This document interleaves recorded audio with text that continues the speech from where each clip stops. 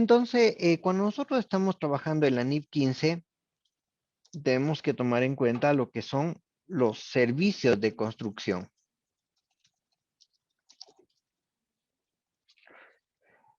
Y también debemos tomar en cuenta lo que se llaman las actividades inmobiliarias.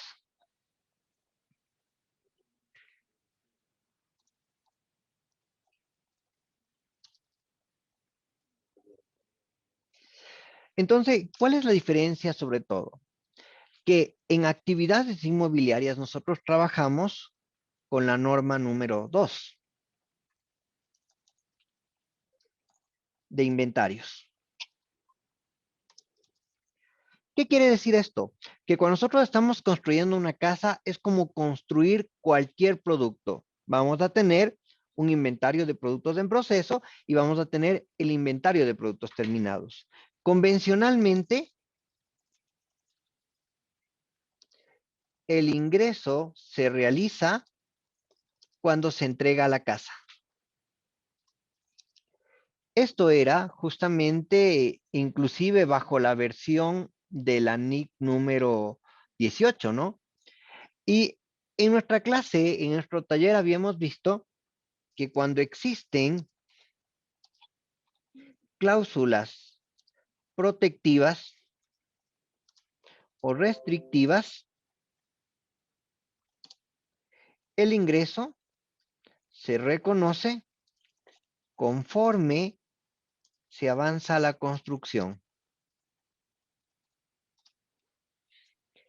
Esto es lo que debemos tener claro en actividades inmobiliarias. ¿Cuántos son servicios de construcción? Los servicios de construcción son propios de la NIF 15 y es el reconocimiento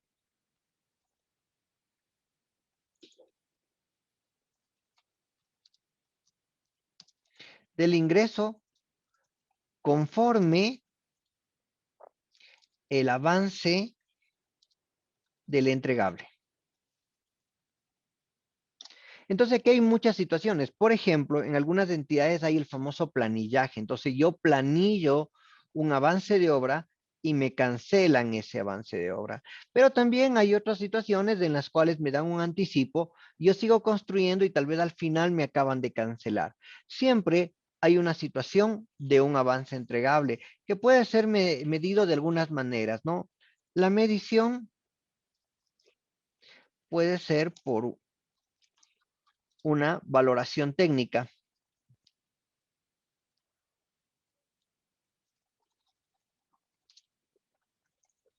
Puede ser en base a los costos incurridos.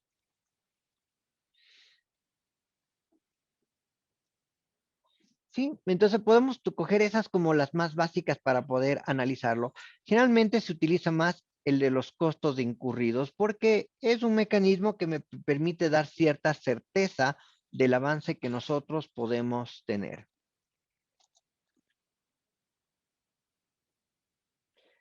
Entonces, vamos a ver un pequeño ejemplo.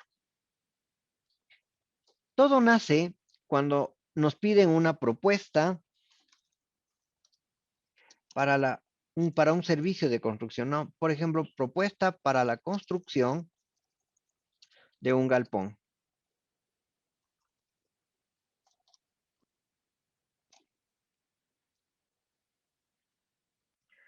Entonces, como tenemos la propuesta para la construcción de un galpón, ¿qué es lo que nos dicen? Háganme el diseño, empiece a realizar y obviamente la primera etapa siempre va a ser un diseño, ¿no? Y una vez que tengamos el diseño, en el mismo diseño nos dan ya el cálculo de los costos esperados que se podrían realizar. Entonces, aquí nosotros vamos a tener primero el presupuesto referencial.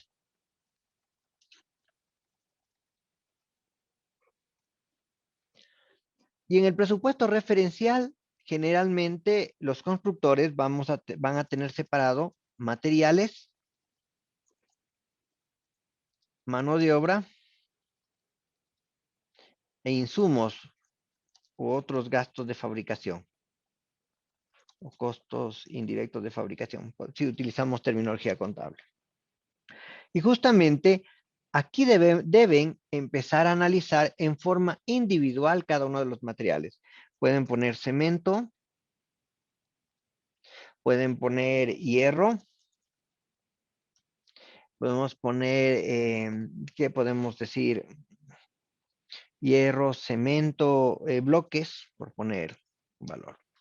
En mano de obra podemos tener la mano de obra de cuadrillas o puede ser la mano de obra, bueno, ya depende de cómo está estructurada cada entidad. Podemos poner aquí obreros, podemos tener servicios de terceros y podemos tener acá inspector de obra, inspector.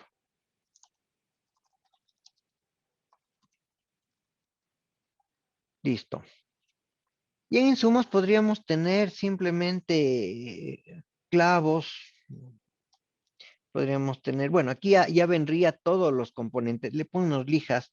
La verdad esto puede ser muy extenso, ¿no? Porque para realizar una obra y para establecer un precio, nosotros debemos establecer cuáles son los materiales que vamos a utilizarlo. Y de esta manera establece aquí la cantidad, el precio y el total. Vamos a poner el cemento 30, cantidad 100, tenemos 3000.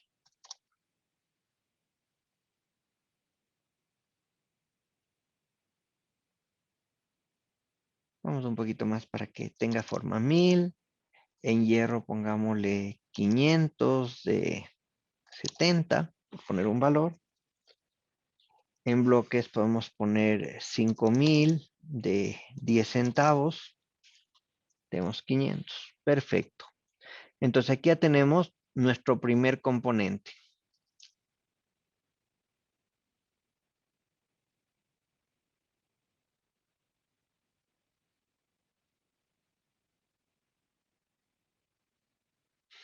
Y tenemos también los gastos de los obreros, que pueden ser un valor día, valor semana, ya depende cómo estén estructurando el constructor. Aquí le vamos a poner la misma situación.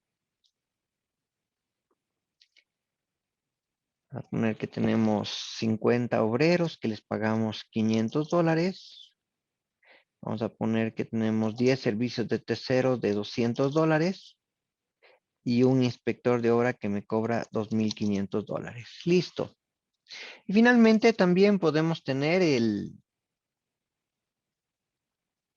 los costos de indirectos de fabricación, ¿no? Que obviamente van a ser muy pequeños, 500 a 0.20, puede ser 1000 lijas a 0.35. Y de esta manera ya tenemos nuestro total del presupuesto.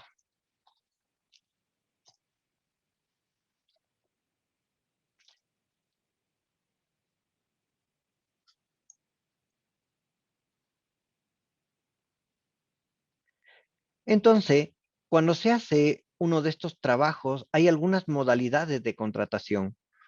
Alguna de las modalidades es que yo cobro un porcentaje del costo. Entonces yo cobro un 15% de todo lo que gasten y ese es mi honorario o el honorario pactado. Pero también se da la situación en que yo voy a darle llave en mano. O sea, yo gasto en todo y yo le digo que el costo del proyecto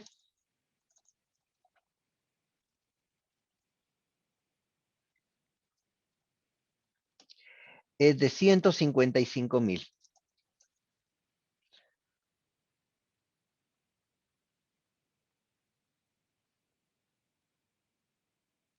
Muy bien, esto tiene que hacer siempre el constructor antes de establecer un precio, porque para establecer su precio tiene que saber cuánto le va a costar. Pero tenemos muchos riesgos, ¿no? ¿Cuáles son los riesgos? Que los precios pueden variar. Entonces, vamos, en nuestro primer ejemplo vamos a hacerle lo sencillo como que no hubiera variación, ¿no?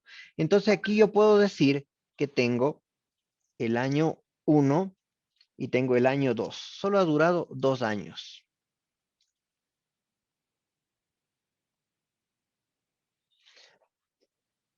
Entonces, el proyecto se dice 50% al inicio del contrato y 50% al final del contrato.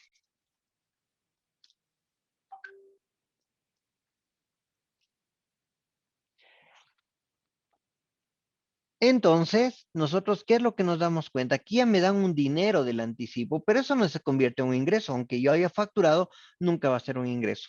Ya depende de los avances de obra en el año 1 y en el año 2. Entonces, ¿qué sucede en nuestro año 1? En nuestro año 1, vamos a decir cuánto ha sido el gasto realizado. Entonces, aquí podemos decir que hemos realizado, vamos a ponerle ya directamente en números, porque también habría que hacer cantidad, precio total, pero vamos a simplificarlo. Hemos gastado $12,000 aquí, hemos gastado $10,000 aquí, hemos gastado $200 aquí. ¿De acuerdo?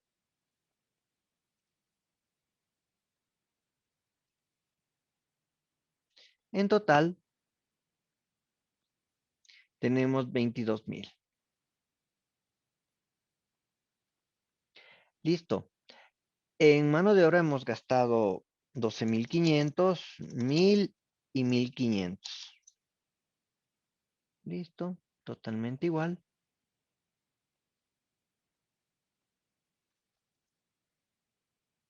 Y en clavos hemos gastado 50 y 100. El mismo concepto, totalmente igual, ¿no? ¿Cuánto es lo que en realidad tengo yo gastado?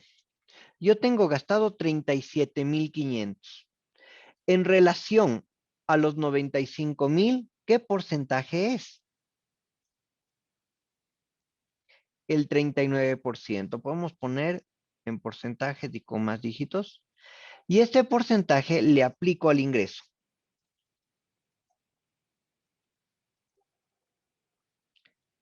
De esta manera, yo ya puedo determinar que la utilidad, aquí vamos a ponerle, vamos a bajarle esto un poquito, la utilidad del proyecto global era 59,000, pero del primer año solo sería 23,000.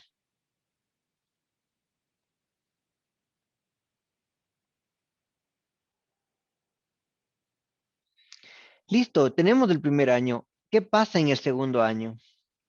En el segundo año vamos a gastar lo que faltaba.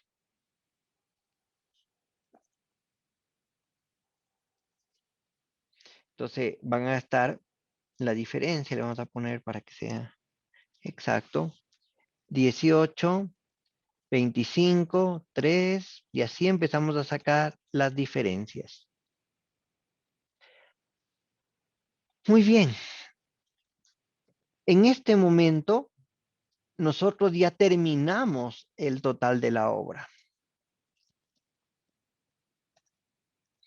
en la que hemos gastado los 95,000 que le tenía previsto. Por ende, ¿cuánto me falta por reconocer la diferencia entre los dos? Y acá tengo el resultado.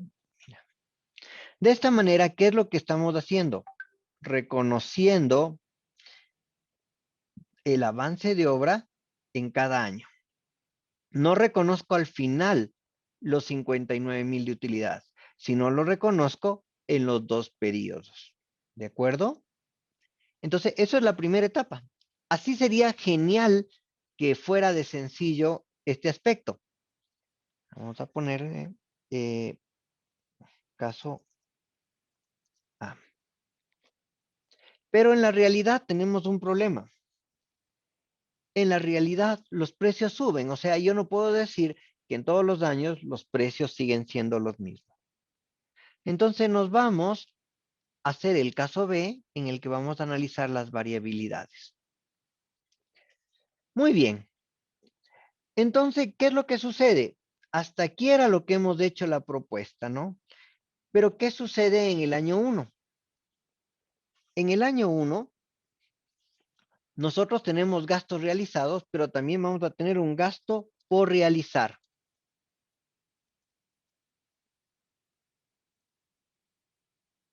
¿De acuerdo? Entonces, nosotros, ¿qué es lo que vamos a tener? Y el gasto por realizar no necesariamente es este valor, porque yo puedo decir, yo he gastado 12,000, pero me falta todavía por gastar, si le ponemos en cantidades, aquí he comprado 120, a ver, 30, solamente para que nos quede 12,000 entre 30. Yo gasté 400 de los 1,000. ¿Cuántos me faltan? 600. Pero ahora los 600 ya no me cuestan 30, me cuestan 35. O sea, miren que este total ya no me sirve, solo me sirve la cantidad. Podemos hacerle por la cantidad para que, vamos a hacerle todo completo para que les quede un buen ejercicio. Voy a poner aquí cantidad y precio, ¿no?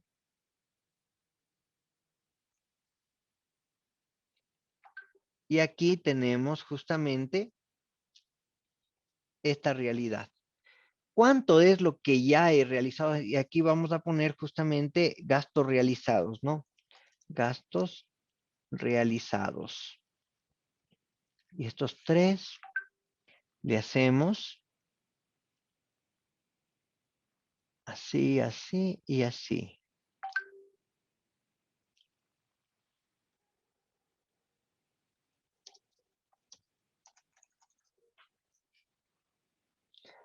Y muy bien, entonces ya hemos visto que hemos gastado 400 para cuadrar este valor, o sea, directamente. Aquí también podríamos decir que hemos gastado 10,000, lo que puedo estimar que fue 100 entre 70, bueno, 142, y los 200 también, aunque pongamos acá cantidades completas, 140, y le cambiamos, no importa. Y aquí puedo decir que he gastado de 1,000 bloques de 10 centavos, automáticamente 100. Perfecto. Entonces, aquí tenemos todos que son los gastos realizados. Ahora me falta aquí crear los gastos por realizar.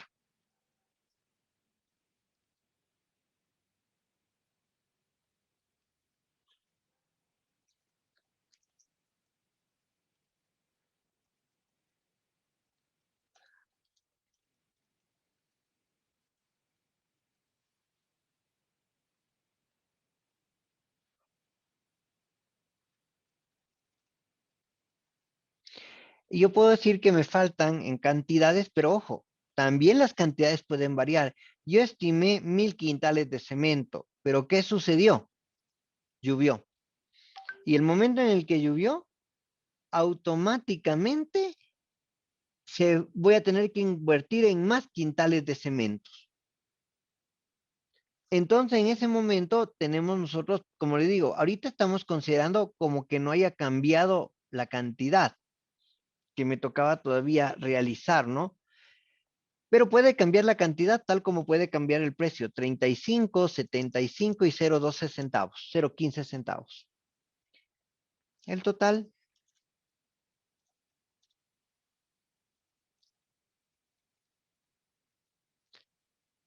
le tenemos también cantidad, precio y total.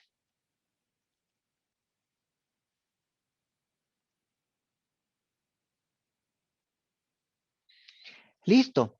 Entonces, miren que ahora yo ya tengo un valor del total de lo que yo he gastado. Aquí vamos a ponerle por el momento aquí.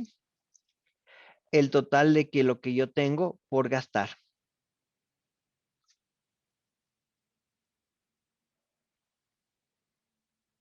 Pongámosle acá abajo mismo.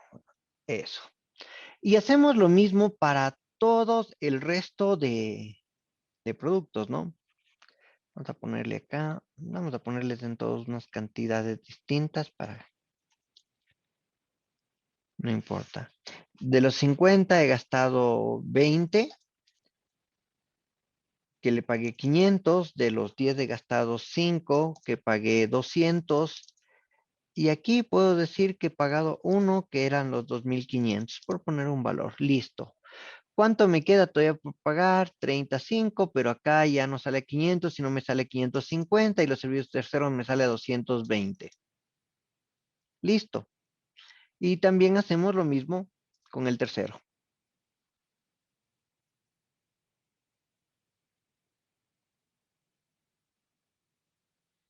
Entonces, de igual manera, yo puedo decir que he gastado 200, que he gastado 600 a 0.20, a 0.35. Y lo mismo me queda 0.22 y 0.40. Perfecto. Entonces, en este momento, miren que cambió totalmente la concepción. ¿Cuánto es del nuevo costo? Déjenme borrar esta parte de acá. Mi nuevo costo, el ingreso sigue siendo el mismo, salvo que no hayan puesto alguna cláusula de ajuste presupuestario. Puede seguir siendo el mismo, pero el costo ya no es 94.500. Ahora va a ser la sumatoria de estos dos. Podemos tenerle primero aquí, en el que sumo los 12 más los 15 más los 21. Y acá tengo los 66. ¿Cuánto es el costo del proyecto? Este era el precio de venta. Ponemos precio de venta. El costo del proyecto, entonces ya no es 94.500. Ahora es 116.000. ¿Se dan cuenta?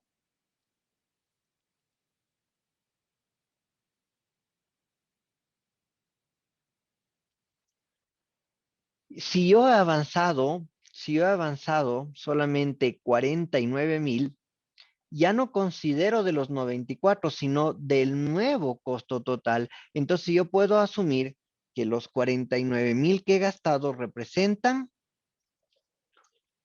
el 43%. Y aplicamos al ingreso, ahora sí le saco acá, perdón, vamos a crearle uno más. Los gastos realizados fueron 49.000 y el ingreso que voy a reconocer será 115 por el factor. ¿Cuál es mi utilidad real? Mi utilidad real es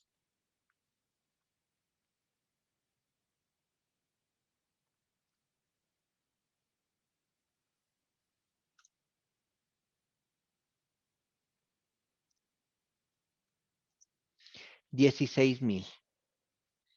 Entonces miren que esto solo me sirvió para tener los datos de cantidad, porque los precios van justamente modificándose conforme hay los cambios que existen dentro de la cantidad y del precio.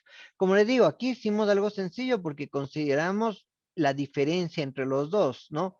Pero puede ser que necesite más hierro, haya hecho mal el presupuesto, hubo alguna situación que no contemplé y en ese momento va a cambiarme. Pero ahora ya sé que la utilidad ya no iba a ser 59.000. La utilidad esperada, yo sé que es de 38.000. Ya me bajó la utilidad. Y en el primer año solo reconozco los 16.658. Llegamos al año 2. Como termina todo en el año 2, va a ser mucho más fácil porque ahí tenemos directamente los costos realizados. ¿Cuál iba a ser? La cantidad, que es lo que me faltaba todavía por realizar, y le actualizo con los nuevos precios. Tal vez no me costó 35, sino me costó 36 y de pronto bajó a 72 y acá subió a 20 y esto se sigue a 550, esto sigue en 220. Aquí no hay nada de gastos porque ya se gastó en la primera vez. Y aquí podemos decir que bajó a 20 y aquí subió a 40. Automáticamente nosotros ya tenemos nuevamente un nuevo rubro de gastos. ¿Cuánto es mi nuevo rubro de gastos? 63.000.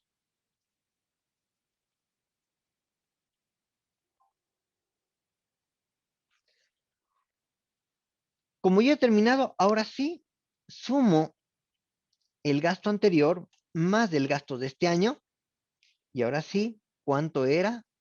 Bueno, esto es acá abajo, ¿no? Para guardar consistencia. ¿Cuánto es del ingreso? Que al final voy a terminar cobrando 155,000. ¿Cuánto sería el ingreso a reconocer en el segundo año? La diferencia, que sería 88,000. ¿Cuánto sería la rentabilidad? Del primer año, 16. Del segundo año, espérense, les voy a cambiar. 24. Algo está mal, déjenme ver. Tengo 163 y 49. 49 es lo que gasté y 63 es lo que acabo de gastar. Y la suma, no, aquí está mal, perdón. Es este de acá. 113. De aquí sí es los 155. Listo. Entonces, de esta manera, el primer año yo reconozco 16,000 de utilidad. El segundo año yo reconozco 24 de utilidad. La utilidad global se convierte en 44,000. Pero no tiene ninguna relación con los aspectos que observamos dentro del primero. Por lo menos no perdí. Porque puede darse el caso que haya subido demasiado y tal vez yo tenga lo que llamamos un contrato oneroso. Y es lo que vamos a ver en el siguiente caso. ¿Hasta aquí hay alguna pregunta, por favor, mis estimados amigos?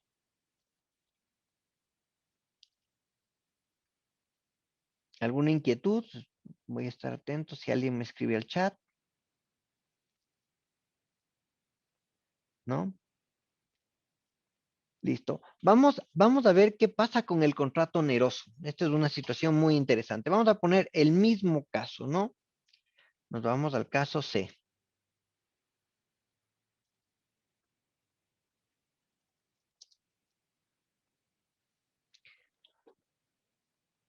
Pero, ¿qué sucedió en este caso C?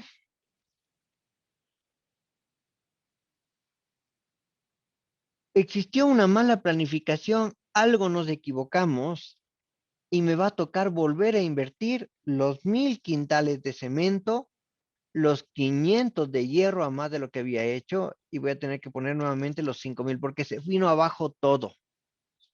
Todo se vino directamente abajo. Y obviamente me va a tocar volver a gastar en el personal, los servicios del tercero y demás. Listo, prácticamente todo lo que gasté al inicio se me vino abajo. Tendríamos que aumentar un poquito más porque si no, no hay un contrato oneroso. Vamos a aumentarle que necesitamos ahora 2 personas de inspectores de obra. Entonces, vamos a tener, aquí estaba mal también, ¿no? Es uno de 2,500. Perfecto. Entonces, ¿qué sucede en este momento? En el primer año, yo he gastado 49,000. Listo, no hay ningún problema. Pero me queda por gastar 105,000. ¿Cuánto me va a costar efectivamente ahora la construcción? Me va a costar 155,286. ¿Qué sucede? En este año 1 tengo que hacer una provisión de contrato oneroso por el valor del gasto que excede el ingreso. En otras palabras, por 286. Yo creo esto de tal manera que automáticamente voy a tener un gasto contra un pasivo. Para que ya reconozcamos la pérdida inmediatamente, no tengo que esperar el siguiente año para reconocer la pérdida. Automáticamente, el primer año, con la estimación de los gastos futuros, yo ya determino que voy a tener una pérdida y reconozco la totalidad de la pérdida. No solamente la pérdida parcial. O sea, yo sé que me va a tocar tener una pérdida parcial. Entonces tenemos los 286 que justamente es un gasto adicional que habrá que ver qué desenlace tiene en el año 2. Porque tal vez en el año 2 podría compensarse. Entonces, en el año 2 estamos en esta situación. Vemos que 500 se copió todo, 50, 10, aquí estamos con 2500, pero imaginémonos que en realidad no nos cobró el inspector de obra porque fue el causante de sus males.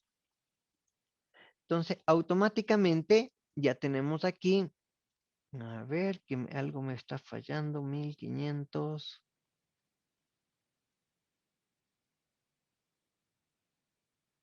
Aquí es la multiplicación, ¿no? Eco.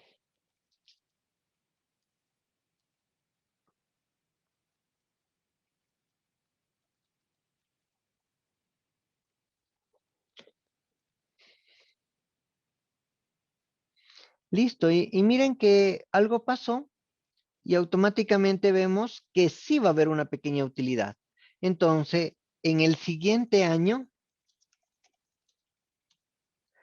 si no se mantiene la pérdida en el proyecto, debe darse de baja la provisión por contrato oneroso.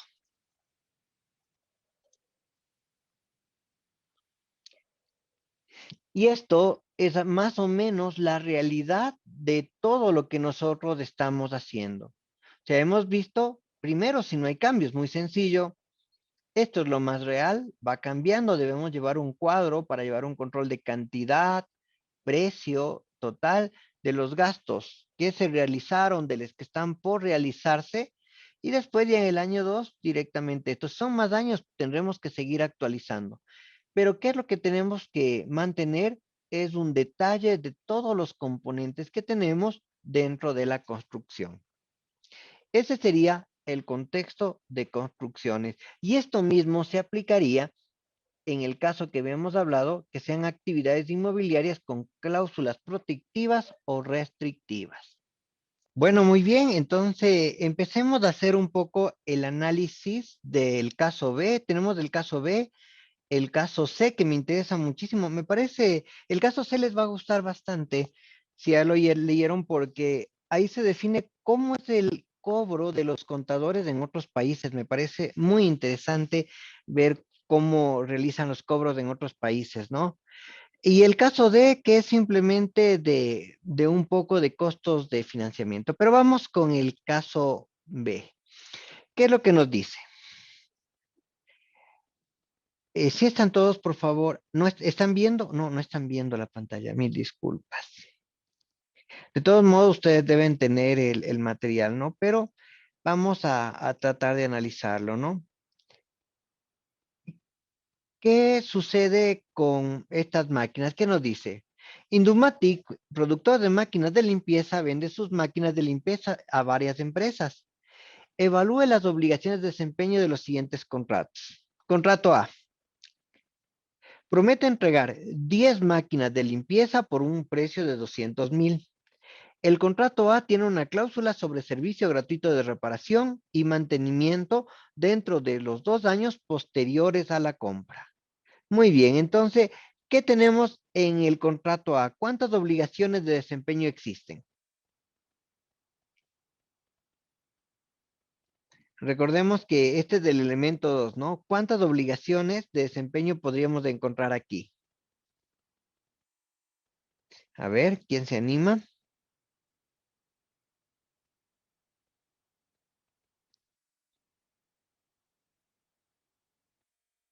Aquí nosotros podemos encontrar dos obligaciones de desempeño.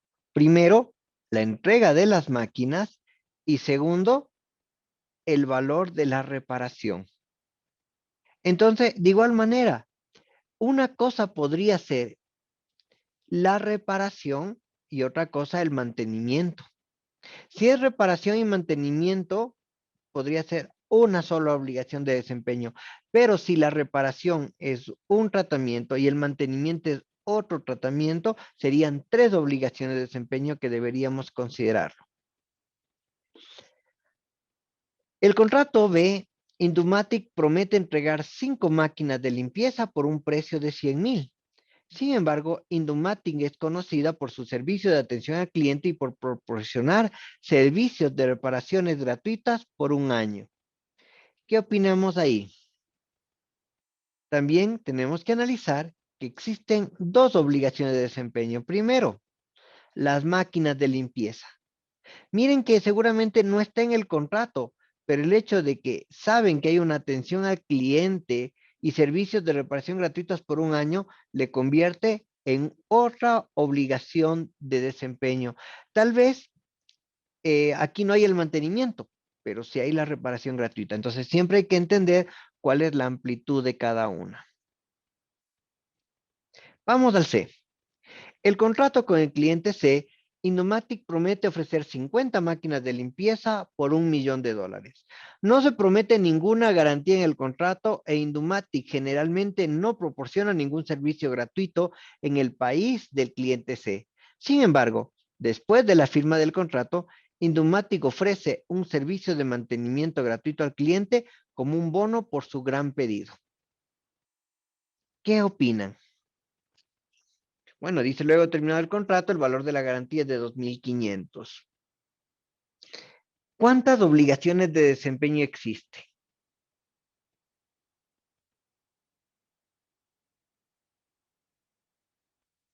Existe solo una. ¿Por qué? Porque el ofrecimiento es después de la firma del contrato. Como es después de la firma del contrato, no puede ser considerado como parte integrante del mismo.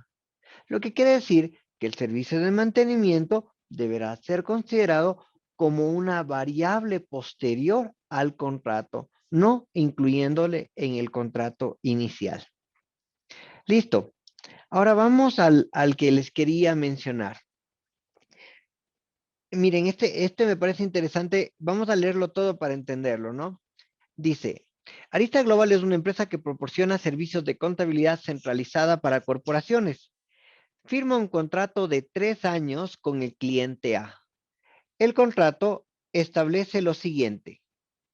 Arista Global mantendrá todas las actividades de contabilidad y procesamiento de documentación del cliente A, incluyendo preparación de estados financieros, informes mensuales y declaración de impuestos. Arista Global prepara informes mensuales y estados financieros anuales en conjunto con la contabilidad y el procesamiento de datos realizados por el equipo de Arista Global. El valor anual es de $272.000, que comprende 250,000 al año por el ingreso de 50,000 entradas contables, 1,000 al mes para informes mensuales y 10,000 al año por estados financieros anuales y declaración de impuestos. Miren que a nivel global no es que se cobra un solo valor mensual y pare de contar, no, aquí le cobran un valor por el procesamiento, un valor por informes mensuales y otro valor por informes anuales, porque es lógico, en los meses que tenemos que presentar las declaraciones a la superintendencia y demás, tenemos mucho más trabajo que el resto de meses. ¿Y qué es algo muy interesante? Arista Global tiene derecho a $5 por entrada contable superior a 50,000 entradas por año. Entonces, miren que ahí contabilizan, el costo está anclado a cuántos registros contables tienen. Entonces, si tiene hasta 50,000 registros contables en el año, está incluido acá. Pero si me supera los 50,000, debo cobrarse $5 por cada procesamiento adicional. Muy interesante ese mecanismo de cobro que tienen en otros países. Arista Global tiene derecho a una bonificación anual de 12,000 si el tiempo promedio de procesamiento de un lote de 1,000 documentos es inferior a una semana. Entonces, si yo logro procesar 1,000 documentos en la semana, yo al año me van a dar 12,000 adicionales. A la larga, el cliente no le interesa si tengo 1, 2, 3, lo que le interesa es que esté al día. Y me dice, como me interesa que estés al día, yo te puedo dar un bono si tienes un buen procesamiento. Un análisis cuidadoso de las actividades del cliente A y los registros contables anteriores muestran que el primer año, el número de entradas contables asume 48,000 en el primer año, 50,000 en el segundo año y 53,000 en el tercer año. Aquí ya tenemos un poco más de información. Según los registros de trabajo pasados y los plazos de entrega de Arista Global, asume la probabilidad de procesar el tiempo de 1000 documentos en menos de una semana en el 30%. Ahora sí, identifiquemos las obligaciones de desempeño. Miren, hay N cantidad de cosas para jugar en este ejemplo, ¿no? Primero, como les mencionaba, ¿cómo es lo que efectivamente se cobra? Por número de movimientos, por informes presentados y por transacciones realizadas. Yo sé, el Colegio de Contadores en Ecuador en este año, la semana pasada, sacó una tabla de valores mínimos, pero qué interesante sería complementar con qué implica los valores, o sea, cuántas transacciones deberían ser dentro de esto. Me pareció muy interesante y vamos a realizar un ejercicio, el ejercicio matemático de este ejemplo. Entonces, me permiten, abramos una hoja en Excel.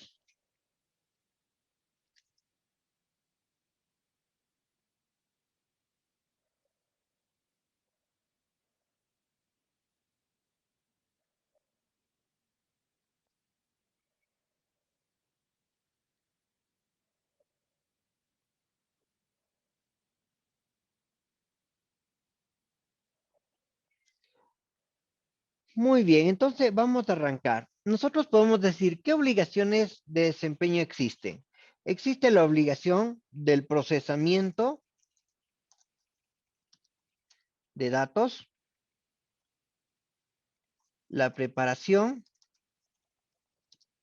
de informes anuales, mensuales primero, estados financieros anuales y declaraciones.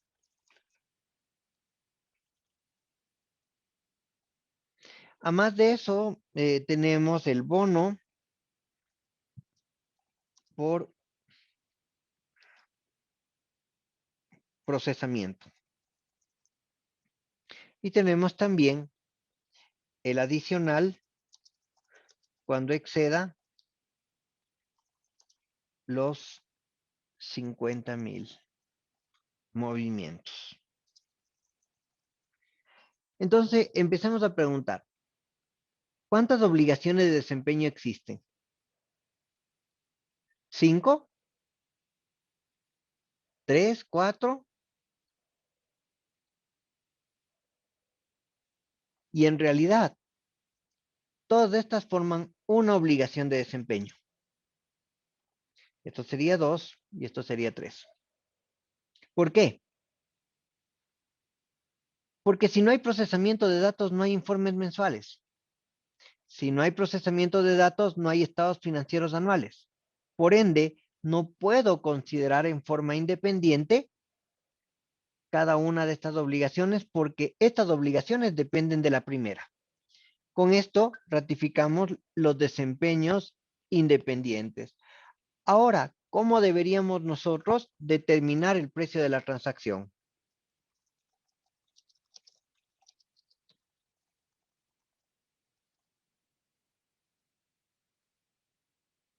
¿Qué es lo que tenemos? Tasas por registros contables. Y aquí tenemos año 1, año 2 y año 3. En cada año iba a ser 250,000 siempre y cuando no se exceda de 50,000 movimientos. Entonces, el primer año tengo 250,000. El segundo año tengo 250,000. Pero el tercer año, ¿qué es lo que yo tengo? Los 250,000 más el excedente. Y recordemos que eran 253,000. Entonces, ¿cuánto sería el valor? Perdón, eran 53,000 los comprobantes procesados y el tope solo eran 50,000. Entonces, ¿qué hago? Más 3,000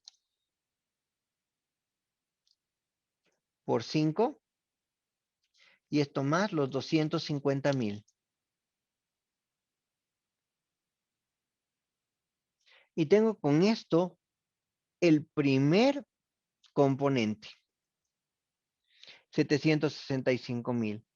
¿Qué más tenemos dentro del primer combinado? Tarifa por informes mensuales.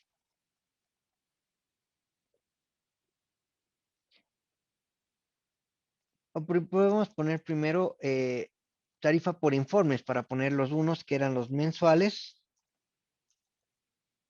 y los otros que eran los anuales. En los mensuales, ¿cuánto cobraban por cada uno? Cobraban por cada uno 12,000. Entonces sería 12,000 por 3. Mientras los informes era 1,000 cada mes, 1,000 por 12 meses, 12,000 por 3 años, 36,000. En cambio, los anuales se cobraba 10,000. Como son 3 años, también sería 10,000 por 3. ¿Cuánto sería el valor? El valor total sería 66,000. Y tenemos el bono de procesamiento. Pero ojo, el bono de procesamiento me da si siempre mantengo eso y la probabilidad que mantengo es del 30%. Entonces aquí me da una opción, o tiene del bono o no tiene del bono, no me va a dar un bono parcial, salvo que el contrato diga que en las semanas que cumpla eso van a reconocerme ese valor o me darán la parte proporcional al año de las semanas que he cumplido eso. Pero si no establece esas condiciones, es 0,12. Si yo digo que van a darme el 30%, no cumplo, por ende es 0. ¿Cuánto entonces sería el total de las obligaciones del ingreso por el servicio de contabilidad de los 3 años? 800. Y este es el precio de la transacción.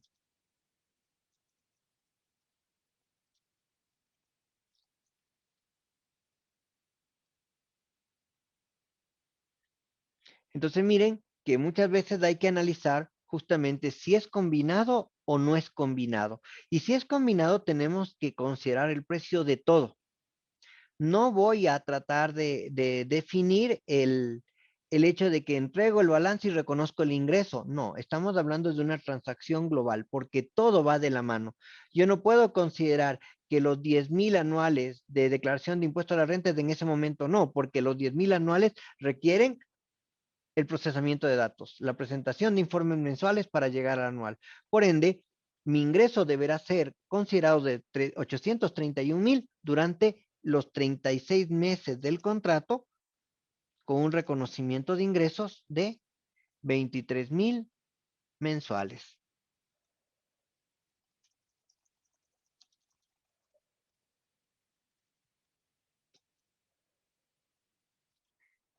Listo. Y este era un pequeño ejemplo de cómo se trabaja en el aspecto de contabilidad. Me pareció un ejemplo muy interesante de cómo lo trabajan en otros países los movimientos. Bueno, y el último ejemplo, nos vamos a nuevamente para nuestro material. Y el último movimiento, ¿qué es lo que me dice? Traslogistic tiene la intención de comprar 30 camiones de autocar, distribuidor autorizado de local. Sin embargo, debido a la escasez del efectivo, Translogistic no puede pagar inmediatamente después de la entrega planificada. Por lo tanto, Autocar acepta que Translogistic pague la mitad del precio en la entrega y la segunda mitad después de un año. Translogistic y Autocar acuerdan el derecho de devolución dentro de los 90 días posteriores a la entrega, pero perderían el anticipo. Un mes después, Translogistic envía un correo a Autocar con la aceptación de las condiciones. 2 semanas después de este correo, Autocar llama a Translogistic para que los 30 camiones están listos y retira los camiones y paga la primera mitad. El precio por un camión es 32,000. Sin embargo, Autocar acepta recibir una mitad ahora y la otra mitad de un año, solo si Translogistic acepta un precio de compra aumentado a 33,000 por el camión. El costo de AutoCAD es de 28,000. ¿Cómo deberíamos reconocer el ingreso? Muy bien, entonces aquí tenemos una situación de costos de financiamiento.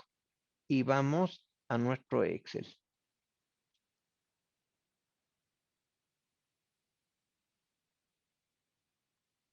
Muy bien, entonces aquí tenemos AutoCAD, ¿no? Compramos 30 camiones a 32,000. En total debía haber pagado 960,000. Pero ¿qué sucede? Que vamos a comprar 30 camiones a 33,000. Me aumentaron el precio porque me están dando un crédito. Yo voy a terminar pagando 990,000.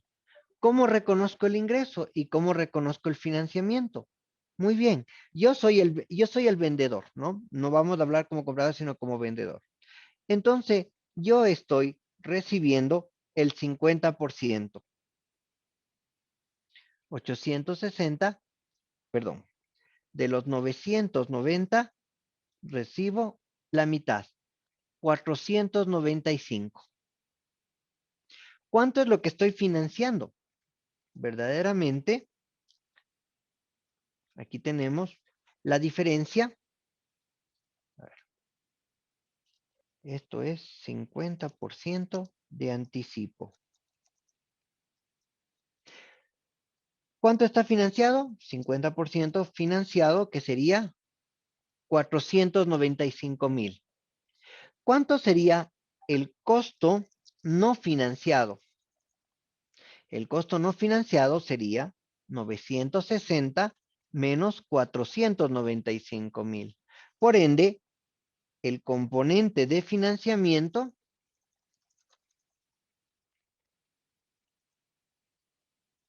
es de 30,000. ¿Cómo establezco el valor de la tasa de interés? Año cero.